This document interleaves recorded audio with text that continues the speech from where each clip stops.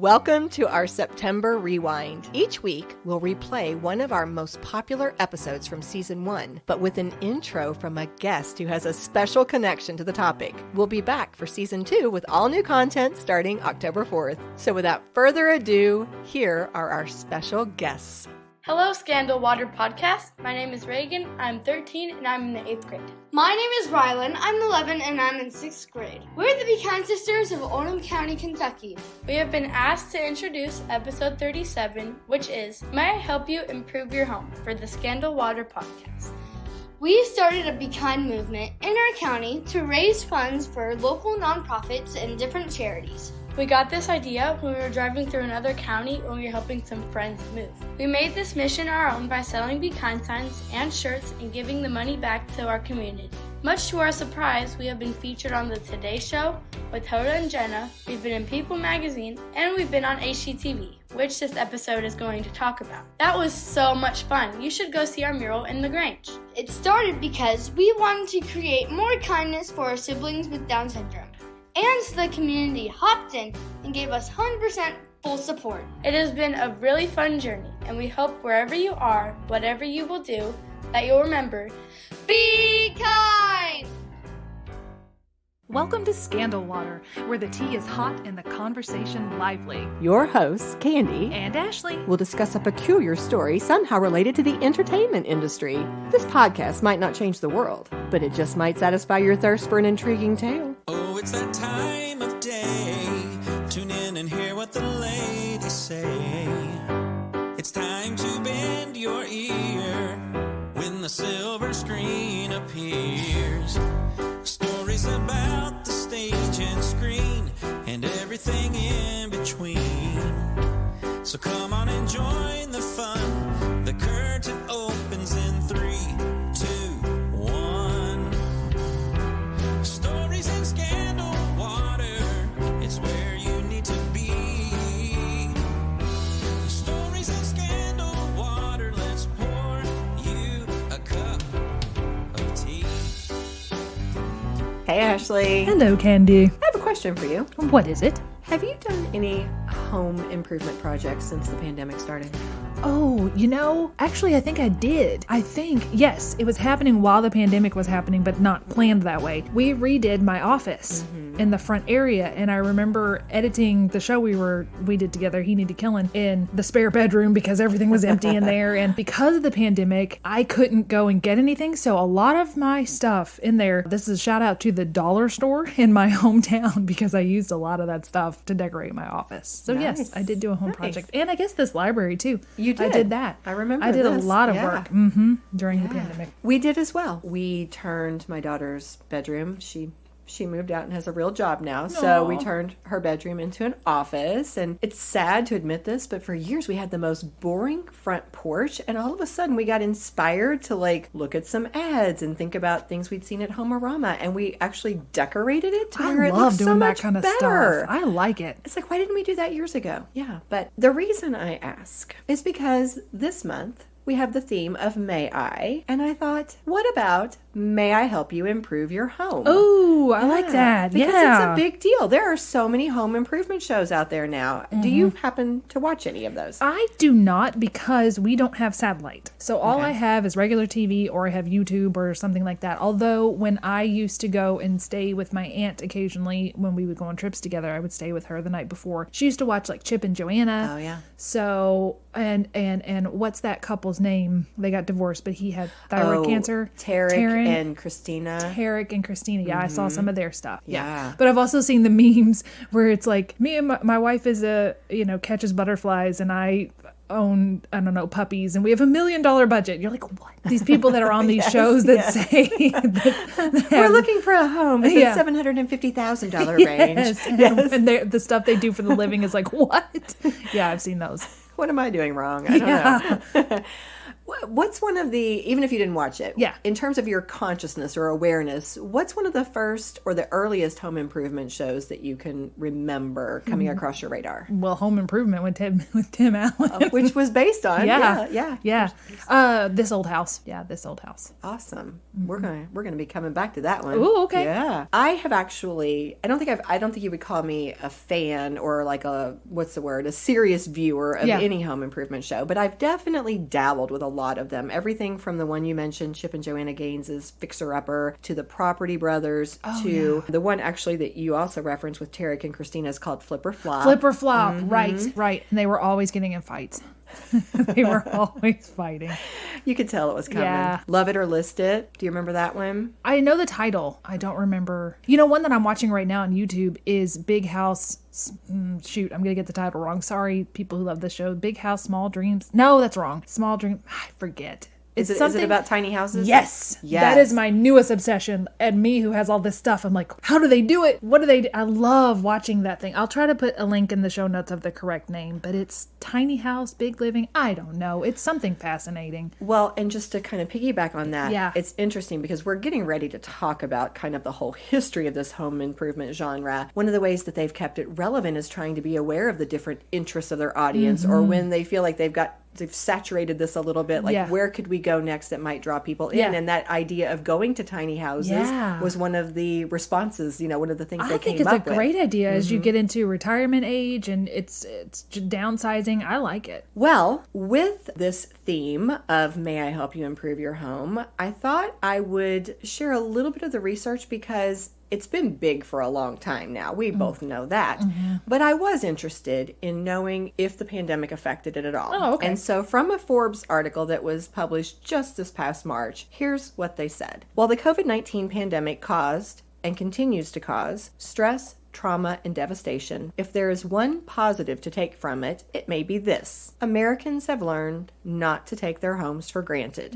Despite the labor and materials shortages and increased costs for remodels and upgrades, home improvement projects have persisted and at a rate that is higher than ever. So it's been huge through the pandemic. 2020 research by Harvard University researchers said that it was a record-breaking year for home improvement. Americans spent nearly $420 billion on home improvement projects, and they speculated that having been required to stay inside for so many months, that Americans decided they needed their homes to be more functional, more comfortable, more livable. And then a lot of people moved too. That's true. The whole thing with you put your house on the market and it sold immediately. That was happening a lot. A lot of people maybe looked around and go, I don't really like living here. So that's interesting. And I'm sure the economy played a part in that too. Yeah. But also, I know personally, my sister now has kind of converted part of her living room, her great room, to an office space because she's still doing quite a bit of work from home. So that's affected her house. Yeah. I think a lot of people are in that situation. An NPR article mentioned another contributing factor. They think that a lot of people took the extra money they were saving during the pandemic on things like childcare, eating out, trips that got canceled, entertainment you couldn't go to, and they had, or stimulus checks. Right. And they took this extra money and they decided to put that towards home projects. I like that. That's a good idea.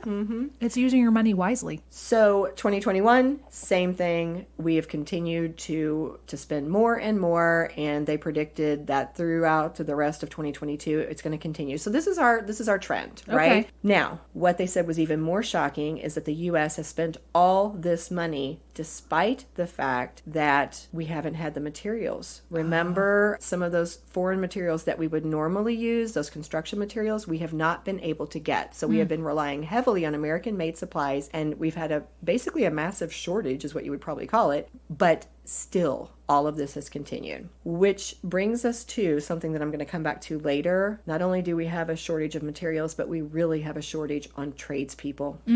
We do. Yeah, and that's something that Forbes dug into quite a bit and kind of made me a little concerned. So we'll come back to that one. Okay. But that's kind of setting the stage for how this is so prevalent. Okay. Right? So for me personally, one of the reasons why I was inspired to do this episode was because of what's happening near me. Oh, okay. Have you heard about this? LaGrange has been chosen for a very exciting HGTV project. Do you know about this? I think I've heard it, but I don't know much about it. Okay, well, let me share it with you. All right. Well, first of all, let's just say several places in Kentucky over the years have been chosen to be featured on different HGTV makeover shows. For example, I think the most famous example is when Extreme Home Makeover gave the makeover to Patrick Henry Hughes and his family. Do you remember that one? Vaguely, yes. They did because he's blind, correct? So they adapted his home for him. Is that right? Yes. Okay. He is a blind multi-instrumental musician who, in terms of coming across my radar, it was when I saw all the news reports and feature articles about how his dad would negotiate his wheelchair for him so that he could perform in the U of L marching band. Yeah, super cool story, very inspirational.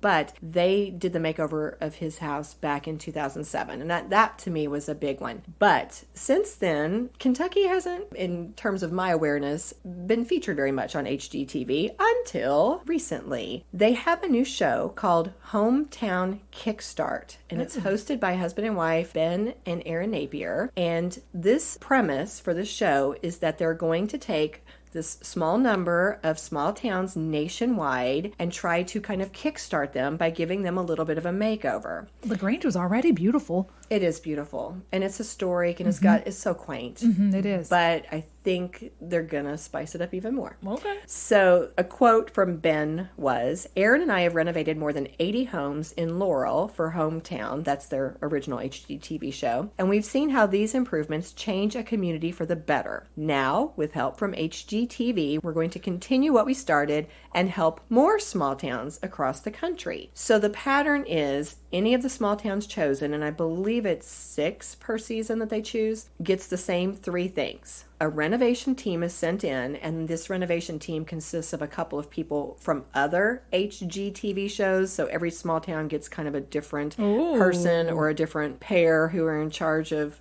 making over their town. But this renovation team comes in and they make over a home that belongs to one local resident who is making a difference in the community. Oh, that's nice. They give an upgrade to one business that is part of that small town, and they invigorate one public space. So you get 3 things. And also People Magazine, who's behind this, they agree to like share stories about the town and some of the people in it. So you get featured. In order to win, LaGrange had to apply, as did thousands of other towns across America. They submitted these applications, and LaGrange was chosen. They had this post put out by the LaGrange, tourist site, and so they were super excited. All this has happened just within the last 3 or 4 months. Yeah. Aren't they moving the courthouse too? They are. Yeah, they are. That is fascinating to me. How did you move a courthouse? I don't know. That's a really good question. Yeah. So the people who are in charge of doing the makeover in LaGrange are Windy City Rehab's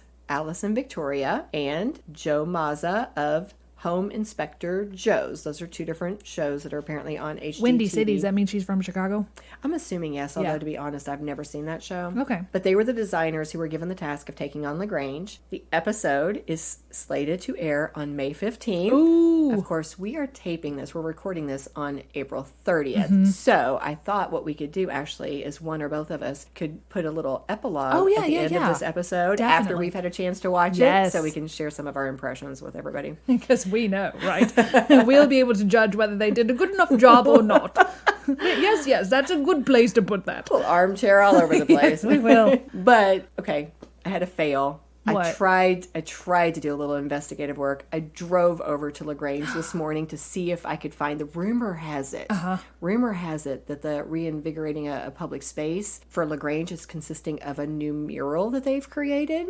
Really? And I'm thinking, I'm going to be able to find this mural and see it. I mean, it has to be in some public space. Well, I didn't have a long time to look around, but I wasn't able to find it with a quick little look. But that's my impression. And I am speculating because it was chosen and it is labeled as the kindness capital of Kentucky. Rumor has it that kindness is also somehow incorporated into because this of those mural. little be kind? Oh, yes. Those be kind signs. So for our listeners who don't know, here's why LaGrange is called the kindness capital of Kentucky. A little backstory. Back in 2019, there were 2 sisters who were Raegan and Rylyn Richins, and it's kind of a little iffy. Raegan was either 10 or 11 when they started this, and Rylyn was 8. But they started making and selling yard signs that said, "Be kind." And all the proceeds that they got, they donated to charity. They were inspired by something they'd seen being done in a different state. This campaign took off. I mean, even today, you can see signs all around Oldham County that say, "Be kind." They're at all the schools. I mean, they're everywhere. So this inspired one of the LaGrange City Council women to propose to the city council that they proclaim LaGrange as Kentucky's kindness capital. The vote was unanimous, and the mayor signed the official proclamation in November of 2019. And you can actually now see a sign from I-71 as you drive to the city that says, "Welcome to LaGrange, kindness capital of Kentucky." That's so neat. I know. So we'll put pictures of the girls and that sign on our website. And once we get a look at it, we'll put a picture of that mural too. Should it be a mural? You could be wrong. The rumors could be wrong, but well, whatever it may be, we'll put those pictures up. All right. But I think I digressed a little bit. This is what inspired me to want to do this episode. So more later on what actually happened with LaGrange, but let's talk about the history of home improvement. Okay. You foreshadowed it. I did? You did. This old house? This old Was house it the first? started it all. No kidding. Yeah. What was his Tell me- name? Bob? Bob Vila? Bob Vila. Tell me what you know. Have you actually watched it, or are you just familiar with it? I actually watched it. Well, I don't remember a lot about it. I just remember they had little houses, and then when they went to commercial, one little room went into the house. Isn't that weird? That's what you remember. That's what I remember. And lots of tools and hammering, and I don't know. Yeah, that's just what I remember. Just Bob Vila. Well, and I forgot to look this up. Was it truly this old house that inspired the sitcom Home Improvement? I don't know. I'm assuming so, but It would make sense. I'm just making that inference. It could be Let's very say wrong yes. about that. Okay. That's now canon. That's now the truth. You heard it here. So this old house is widely regarded by everyone to be the OG of home improvement shows. It is a PBS show that started more than 40 years ago. Whoa. Can you believe that? Here's a quote from one of the sources. "Every program on HGTV arguably owes its existence to this old house, which first turned home renovation and real estate into television. Without it, viewers might never have gotten Property Brothers or Fixer Upper, or probably even House Hunters International." That's crazy.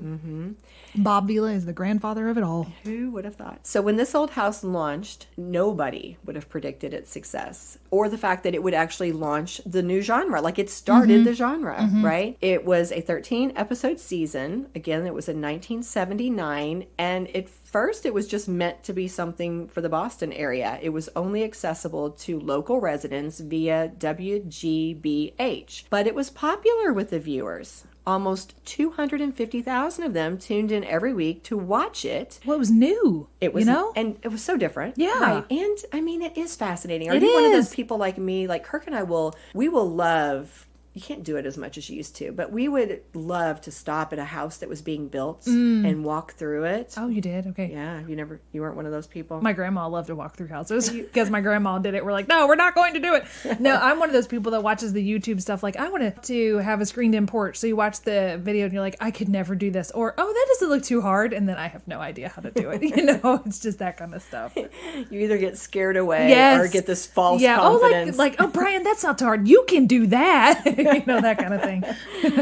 That's awesome. So this, again, we had all these people tuning in to watch it, and this surge of interest caused them to put this old house into their primary PBS lineup the next year, and it has remained there ever since. It's still on? It's not Bob anymore, though, right? I did not look it up to see if Bob is still there. I don't think so. Yeah, I don't believe so. I did look up the current cast, and it did not list him. Yeah. One of the things that they mentioned was even after all this time, it stayed pretty true to its original intent and format. Yeah, an overview of the show, in case you've never seen it, which I will be honest, I had never seen it, but I purposefully watched part of an episode just to get a flavor this week. But the overview says, this Emmy-winning home improvement series takes the mystery and fright factors out of remodeling and carpentry chores. It follows one whole house renovation over several episodes and features tradesmen Norm Abram, Tom Silva, Richard Trethewey, and Roger Cook, along with host Kevin O'Connor. So there's where I did not see Bob Vila listed. And I looked up just to find out what these people's roles were. Norm Abram is apparently the master carpenter, Tom Silva is the contractor, Roger Cook is a gardener, Richard Trethewey is the plumber, and Kevin O'Connor is the host. Okay, it's kind of reminding me, this brought back a memory, but in 2020 we were redoing my grandparents' cabin once my mom inherited it. You know, my grandpa passed away. And for a short time I was recording all of our renovations until the boys were just like, you gotta stop. But I was trying to do a weekly episode of what we were trying to, you know, kind of like our own hometown renovation show. You could have done something with that if you'd continued the footage. Probably. Yeah. But we didn't. Oh. So each episode from this old house still zeroes in on a few elements of home construction. Everything from maybe installing a skylight to shoring up a foundation. And they take you through the process in depth. So you get to see that process and the craftsmanship behind that work. That's neat. So for example, one episode overview from last season, I looked it up just to see how do these things read. So it was listed as reinstalling the upper cabinets, hot water and heating, shopping for appliances, tile installation, and window trim. That's all real important stuff. Yeah. It was pointed out in this one article I was reading that this show is very different from what we see in home improvement shows today. This article said, quote, "These programs often unfold like reality TV-esque heroes' journeys, with the hosts figuring as creative geniuses who marshal old or otherwise sad houses through a rapid-fire rehabilitation and beautification process. This old house, meanwhile, has no single star and little concern for dramatic narrative arcs. Its chief goal is, as it has always been, to put skilled tradespeople and the work they do in front of the camera." I just had an idea for a reality TV show. What's that? It's going to combine two of our episodes too. So the people from the hoarders' houses that need renovation. So they match them up with these other people that can renovate houses. And like we just watched when we did our hoarders episode, it renewed my fervor for wanting to watch hoarders. Yeah. So Brian and I watched a couple episodes on Netflix. And the second home that they featured was, and it's going to be off Netflix by the time this airs, so I'm sorry. But it was a second home, and it was like from the early 1900s. It was this 3-story beautiful house. Yeah. And the lady who had hoarded it for so many years, they ended up not being able to salvage it. So can you imagine if you matched up these, once they cleaned out the house, they have all this damage. If you could match that up with some people who could restore stuff, then you got the salaciousness, well, I don't know a nicer way to say it, but the intrigue of the hoarders plus the restoration of the home. There you go. There's your reality show. That would be a lot of satisfaction if you could help these people with this mental illness that they're dealing with, but also... It could be like a two-parter. So you got the hoarders episode, they get it all cleaned up, and then the other people are the second episode, and they fix it. I like it. I am copywriting that idea. Contact me. You guys do the work. I just give you the idea. Well, this quote that was from that article kind of spoke to me because, again, it's not like I'm an HGTV super fan, but I've seen enough of it that I could totally relate. Yeah. They do make the hosts or the stars of these HGTV shows into basically celebrities. They are the stars of this story. The personalities. Like every episode's kind of a story, and it's really about them. And you'll see things in the background. The work will happen, but it's not featured. No, it doesn't show you how it's done. It's like little montages, or you'll walk in and you'll see that something new has happened, but it's that the work is secondary. Right. I mean, I'm super excited to see the before and after. Yeah. But the work is just kind of in the background. Yeah. Whereas, based on this description of this old house and what little I've seen of it, it's really about the work. I mean, you don't have the stars, the celebrities. Something super cool that they're doing. Coming back to that point we made earlier about the lack of tradespeople, we are seeing a huge shortage with that. This old house recognizes that. And so one of the things that they've been doing, I'm not sure how far back this goes, but it's been in more recent years, is they started a program called Generation Next Initiative. They bring young apprentices on their show, and they devote time on the show to these apprentices. They show the teaching with them, their work they're doing, they're highlighting them, and the whole thing, it's a broad program that's aimed at recruiting more people to the trades. I like that. Yeah. They said that they specifically are trying to counter the U.S. labor shortage by making carpentry and other hands-on professions more accessible to both young men They're and so women. vital. And it's scary to think about all these different professions and needs we have That are just going away. That are going away or that nobody's pursuing. So the generation next, I do have a year. It started apparently in 2017. Okay. So this is a way that they are putting the apprentices on the show, but also providing them with training and national television exposure, which is drawing more people in. And a quote from Tom Silva was, "There's every reason to go into the building trades today. If you are good, you will absolutely have work." Yes, you will. The Bureau of Labor Statistics forecasts that we have lots of openings coming up in a variety of fields, including plumbers, glaziers, and masons. Yeah. It's all over the place. If you are good and trustworthy, you will never lack for work and will show up on time. Yeah. And actually Work show ethic up. means a lot. Actually show up. Absolutely. Yeah, we've had a lot of, my mom's been doing some work on the farm, and that's another thing is you will call and get an estimate and they will just never come. Just don't come. That's been one of the hardest things is just getting people to actually show up, not even getting to their actual work ethic. It's just being there. Yeah, that's not good. No. Well, to wrap up this portion on this old house, it's gone on for so long and it's been so popular that there's a spin-off TV show called Ask This Old House, in which the cast helps homeowners with smaller scale repairs and upgrades. They have a This Old House magazine. They have a Twitter account. They have a huge following. It's still big after That's really all cool. these years. We'll have to follow them on Twitter. Well, before we move on, should we take a break? Let's do it. Hi guys, Ashley and I have realized we are 7 months into Scandal Water. We want to say a quick thank you to our listeners. We are so grateful for you. One quick favor, your ratings and reviews make such a difference. If you could take just a moment to go onto Apple Podcast or whatever your favorite podcatcher might be and leave us a rating or review, it would be much appreciated. And we are back and ready to talk about HGTV.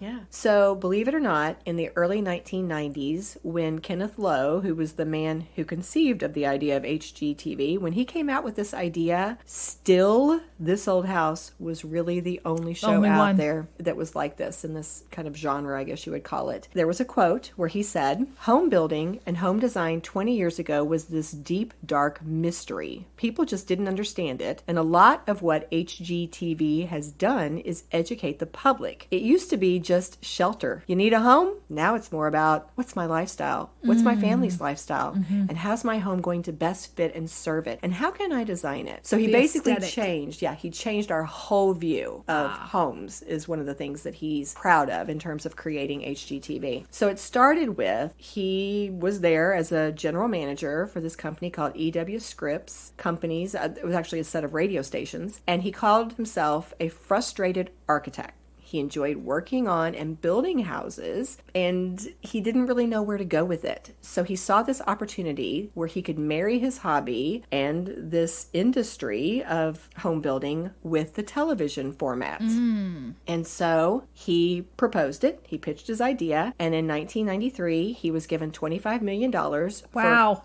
Could somebody just give me $25 million? I promise I'll do something wonderful with it. All right, if you're listening out there, and you have $25 Remember million. that idea I had about the hoarders meets the restoration? Give me the $25 million. I will make it happen. Well, he decided he was going to put it into this home and garden television, and in December of 1994, HGTV went live. Some of its earliest shows were Room by Room, Dream Builders, Gardening by the Yard, and Kitty Bartholomew's Your Home.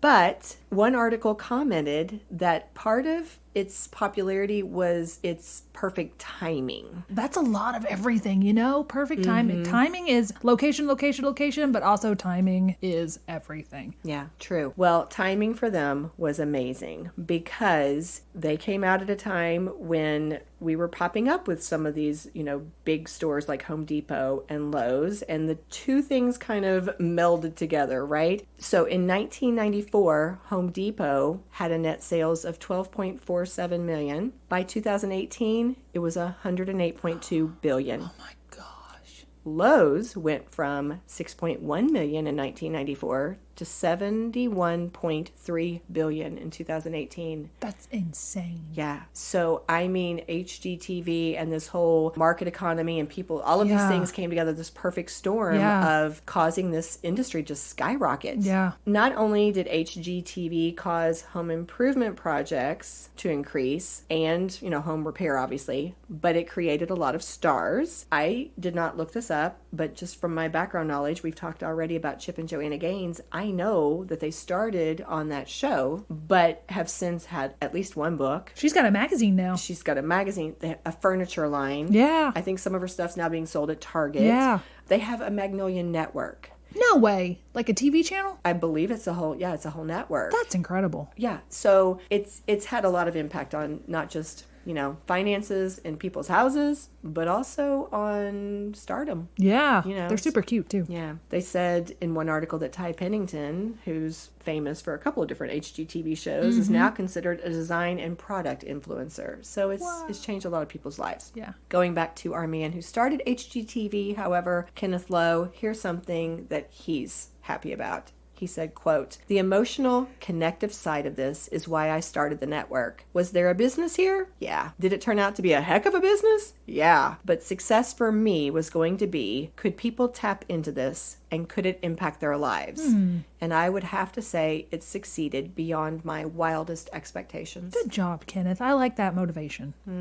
Now, on the downside. Oh, dear. All right, we have a few cautions. This came up kind of across the different formats or resources I use to research, sometimes shows, websites, magazines, whatever. But I heard some of the downside. One thing, and this actually came from Kenneth himself, it's similar to what you said a minute ago about watching these shows and being like, I can do that. Yeah. No, I can't. No, I can't. Silly girl. He jokes about the fact that sometimes contractors or builders will complain that HGTV is killing them because everybody has all these ideas of what can be done that aren't necessarily realistic but then or they in can the get budget. But then you know what? They can come in and fix it. So there you go. It's improved. You can get a job in fixing what they did. Was it, there's something like, there should be another business called we fix what you can't. Yeah, that's good. Yeah. And on the flip side, rather than, doing this to the builders or the contractors, there's also this whole group of people who take on these projects, as you said, and then really don't know how to do it or don't know how to do it well. Yeah, that's me. Don't understand that they do need some advice or some skilled labor to help them with skill. Or just skill. It's just skill. Right. Just skill. Also, in terms of some of these actual HGTV shows, there have been some problems. There have been allegations, for example, that some of the renovation shows left the homes in worse shape than they were when they started. Ooh. There have been some lawsuits. Ooh. For example, in 2016, there was a lawsuit filed by two homeowners who claimed that the show Love It or List It had irreparably damaged their home. I mean, there's lots of other examples. Who are they? One. Which one's the Love It or List It They're the ones people? where, I think their names are Hillary and David, and there's a home that the family's unhappy with. And so Hillary comes in, she asks them what they envision, and her job is to renovate the home and try to get them to stay in that home. Okay. While David's job is to take them to see all these other homes that seem to fit what they want. Oh. And he wants them to list their home and buy the one that he's showing them. So it's a competition between the two of them. Pretty much. Every time it's kind of like this suspenseful moment. Will they are or they won't going to they? love it or are they going to list it? Gotcha. Yeah. So, but again, And is that the one where sometimes if she renovates, the people are like, that is not what I wanted? sometimes. Okay. Yes. Or what invariably happens in the ones that I've watched is that they want more than they can afford. Or she'll get into it and then she'll have to come back and say, hey, can't give you this room Gotcha. or because we found a foundation problem over here. Oh, You know, that type of thing. Another example, extreme makeover homes that left the families facing hardships. For example, they couldn't afford it. Yeah. They couldn't pay the upkeep, the utility bills. I mean, so they ended up Having to sell losing it? their house Yeah. after they had this beautiful home, That's built awful. for them. On Fixer Upper, we had some clients who mentioned having challenges like having their home become a tourist attraction and being bothered by everybody who was coming to see it because it was televised and now it was kind of this famous space. Okay. And that's the Chip and Joanna one? That is, Fixer Upper? yes. Okay. And another complaint similar to that from fixer-upper clients was that people in the neighborhood were upset with them because their home basically drove up like taxes for everybody. It raised maybe the profile of that little neighborhood area. Okay. Yeah, so not just affected them, but some of their neighbors were unhappy with them. And then, I'm not picking on Chip and Joanna, it just happened to be some of the examples in front of me, but that same network that we were talking about, it's been in the news recently that they had to pull a news show off the Magnolia Network because of complaints. They had a show that came out called Homework, hosted by Candace and Andy Meredith. This was just back in, I think, 2020, and it was meant to be a 13-episode that would show different renovations happening. And then one homeowner posted on Instagram that she went from being, this is her words, Magnolia's most loyal supporter to a victim of their growth and greed. Ooh. And her complaint was that her kitchen renovation was done so poorly, she had to fix things to even just live. That was her quote. And then after she came out with that, 2 other homeowners who were involved in that same show, that same project, also posted on Instagram about their complaints. Oh, dear. I know. And so a few of the complaints from them were prices going way up above what had originally been quoted, or sending money for a down payment, and then the work not getting started even months after it was promised to be started. News. Now, to be fair, the hosts, Candace and Andy, they said they felt like some of this was unfairly portrayed and that nobody knew the full story and there were certain things they couldn't share, all that type of stuff. And there were some of the other families who posted positive things about their experiences. Yeah. However, this led to the show getting pulled from the Magnolia Just too Network. much. Yeah. So, some positives, some negatives. Yeah. Which leads us to our armchair. Okay, what is it? Armchair Psychologist. Just the basic, what are your thoughts about the value of the home improvement industry in general? I think, I often go back to this phrase, meaning myself too, but know thyself. So I think that you need to do your home improvement with an eye of what can we truly afford. Don't, in this case, don't aim for the moon, guys. You know, can you only afford the stars? Can you only afford the trees? You know, whatever level you can afford. Just don't overshoot it. Do a little bit at a time if you can. Take it a room at a time if you can. I just feel like you should know your limits, know what you can do. But I also think it's really valuable in that it teaches you stuff. So what if you, with this old house, going back to that, what if you don't have anybody in your life that can show you how to do things and you can save money by doing it yourself and you take it realistically and go, okay, I know how to do this now, and you do it and you're able to save money that way. I think there's value in it. It helps people learn. People who may not know how to do design. It's kind of like Pinterest. You can go to Pinterest and see all these pictures and go, oh, I like that. That gives me an idea for this or that. I like it. I think it's valuable. I just think don't get caught up in the celebrity of it or the overreaching of it. Yeah. Does that make sense? No, I like that. Actually, I had a similar thought as you were talking. I was agreeing with you because overall, I think it's positive. I agree with you. It's free instruction. It's free inspiration. It's motivated me to do some things that I wouldn't have otherwise done, such as redecorating our front porch. Right. And it makes me, it's a happier space for me now. It actually makes a difference in how I feel. So I think overall it's positive, but I agree with what you're saying. I think the problem comes when keeping up with the Joneses, like wanting to just be happy with your own space. Maybe, as you said, shoot a little too high. Or this has really made me think about the entertainment aspect of it. I think what we're trying to tease out here is the instructional, inspirational side of it versus the entertainment side. Not that entertainment is bad. We both know that. We love the entertainment industry. But I think when I think about the negatives that I shared, some of those examples, I think those were instances when it was more about, we want to tell this story that's going to emotionally touch you or that's going to very much impress you, versus we want to do a solid job with this house and this home improvement or meeting this family's needs. Yeah, I think it goes back to your fella that started HGTV and his quote where he talked about why he started it and what he really wanted to do with it, which is, I forget the total quote, but something along the lines of, did it turn into a great business? Yeah, but he really wanted to impact people. Yes, and their lives. And their lives. There you go. That's the genesis of it. Which then leads to, if you've negatively impacted people in their lives, then that's really doing an injustice to the intent of this whole genre. Right, and why did it happen? Greed. Yeah. You go back to why did all of this happen? Why did the negative stuff happen? It can probably be traced back to greed on one or both of the parties. I don't know, one or the other or both parties. Yeah. Any way you look at it, it shouldn't happen. So I guess overall, I mean, I think it's pretty evident by the fact that I've watched parts of like 6 or 7 different shows. I mean, I do think it's entertaining. I do enjoy it. I'm glad it's there as a reference when I need it. But I think you've asked before, you know, what do we learn from this? That it's always about the people and the purpose. And if we stick to that, then we're going to be okay. Yeah, you can't go wrong with that. Yeah. Hi, guys. It's Candy again. As we promised, here's a quick epilogue.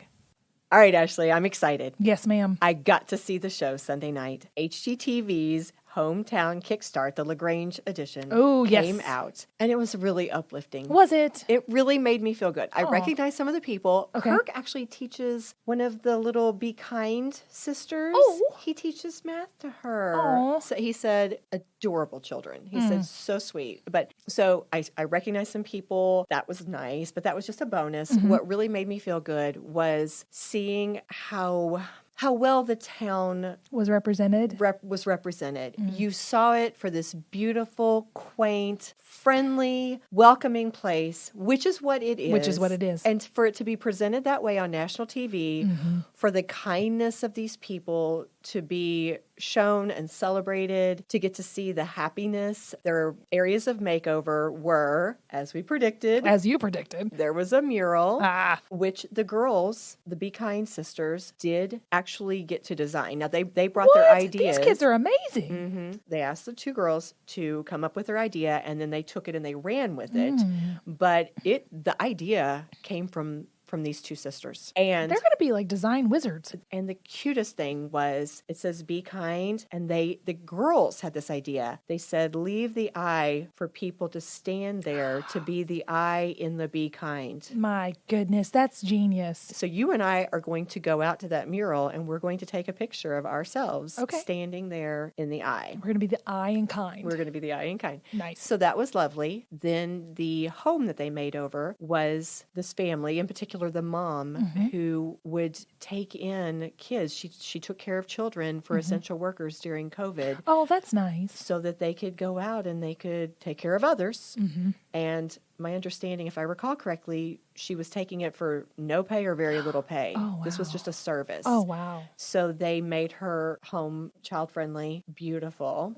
They were very deserving. That was wonderful. So the final project involved, kind of this broader area, public space, and it was originated by one of the town leaders. This lady wanted to kind of expand LaGrange, open it up as a place where people could enjoy the public spaces more, because again, if they're the kindness capital, she wanted it to be a place where people could hang out. So she has this idea of kind of renovating the alleys so that they could be spaces where people could shop. They could sit down and enjoy games together. They could socialize. So taking her idea, there was this one particular spot in this AlleyLoop where they took just this kind of space that was muddy, not much there, and they transformed it into a place. They took some old horse trailers. They converted it into, they called them pop-up stands. It was kind of like kiosk where you could set up businesses. They had a fire pit. They had paved it. It was just beautiful. It was just a wonderful space. So that was their final project. How long did all this take? I believe they said they had 6 weeks to do it. Oh, that's fast. It was a lot of work. Of course, they featured some people from the area that they pulled in to help them with some of their projects. So that was nice, too. That is nice. Yeah, it was very uplifting. Very cool. Good job, LaGrange. Oh, and one correction. I don't know if it's a correction so much as a clarification. I went and found the sign in LaGrange that identifies them as the kindness capital of Kentucky. And it's actually, as you take exit 22 and you kind of head into LaGrange, I believe it's kind of like right there where you see the McDonald's. So if you're looking for the sign, guys, exit 22. Is it a billboard? Yeah, it's just kind of a stand-up billboard type sign. And once we locate exactly where that mural is, because I still have not tracked that down, we'll put that on our... Yeah, it may not make it for this week, but we'll do it eventually. So I know who we should cheers. Okay. There are a lot of very worthy candidates. Yes. But none of them would be here without Mr. Bob Vila, who started this, or the people in that show. Yes, the Secondarily, cast. Kenneth Lowe, who started the channel, and who had that great idea and just wanted to do it for the people. I love it. Cheers to you, boys. Cheers to you. If you love what we do, please rate and review our show. Or you can become a supporter by making a donation through buymeacoffee.com/scandalwaterpod. Whether a single gift or a recurring monthly donation, it would go a long way towards supporting our work and allowing us to keep the tea brewing. At our website, www.scandalwaterpodcast.com, you can submit questions or your own story ideas, access our sources and show notes, see the merch we offer for sale, and more. You can join the Scandal Water community through our Scandal Water Podcast Facebook page or follow us on Instagram or TikTok at Scandal Water Podcast. This episode was executive produced by Candy Thomas, that's me, and Ashley Raymer Brown. That's me. It was researched and written by Candy Thomas and edited by Ashley Raymer Brown. A special thank you to Josh Martin, who wrote, composed, and performed the Scandal Water theme and other music. Matt C. Adams, who created the artwork, and Joshua Reith, who designed our website and provides ongoing technical support. As a reminder, this podcast is purely for entertainment purposes. The thoughts and opinions of the host during each episode of Scandal Water are their own and do not reflect the opinions of any future guests, advertisers, or clearly professional psychologists. Thanks for listening.